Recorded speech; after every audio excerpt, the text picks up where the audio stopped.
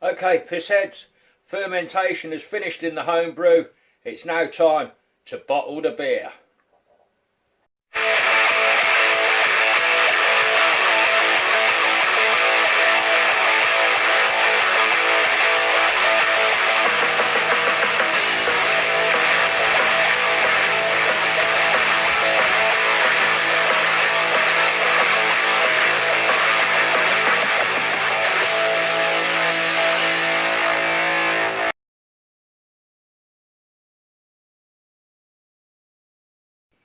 So here's the tub of homebrew, just as we left it at the end of the first video.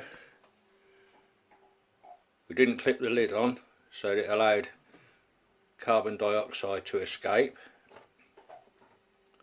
So let's remove that and have a look. Now there's some floaters on there. Don't worry about them. That's only some yeast that's stayed at the top. But it's finished bubbling and all the sugar is now being converted to alcohol. So what we've got to do now is sterilise our kit and siphon it off into bottles. So I'm using PET bottles. These are specifically bought as beer bottles, they're brown plastic bottles. I've got 48 of those, which I washed out last night, and then this evening I've sterilised them all and the caps. There's the first box of 24 there. I've got 24 more to go. And one clear bottle, just a 500ml, just short of a pint, just a juice bottle, a soft drink bottle. Now I'm going to do one of those full of the beer, so I'll be able to see it clearing, which I won't be able to do in the brown bottles. So here's our first dozen bottles. I'll set them up on a tray so that when I siphon and I move the tube from bottle to bottle, I don't spill beer on the floor. It goes onto the tray, and into each of these bottles I'm going to add half a teaspoon of sugar. Now the reason for this is that the yeast in the brew is still alive. When it's bottled, it will start a secondary fermentation with that little bit of sugar, and with the cap screwed on tight, the carbon dioxide won't be able to escape, and it will leave me quite a lively fizzy Pilsner.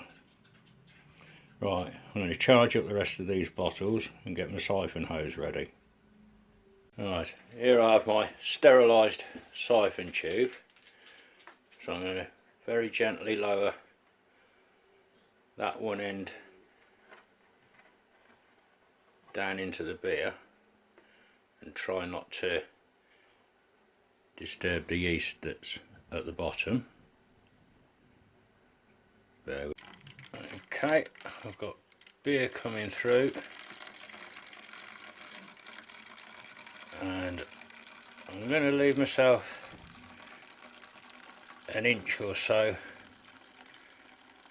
at the neck of the bottle to allow it to pressurise from that secondary fermentation.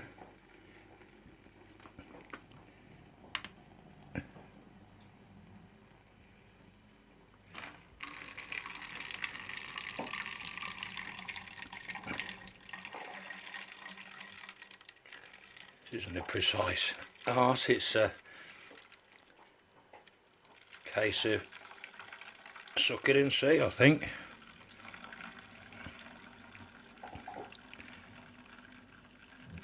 Right, I'm going to cut filming because I could do with both hands for a few minutes, and I'll get back to you when I've filled these first dozen bottles. So that's the first dozen plus the clear bottle filled up. All I need to do now is give them a good shake to dissolve that half teaspoon of sugar, and I'll put that up.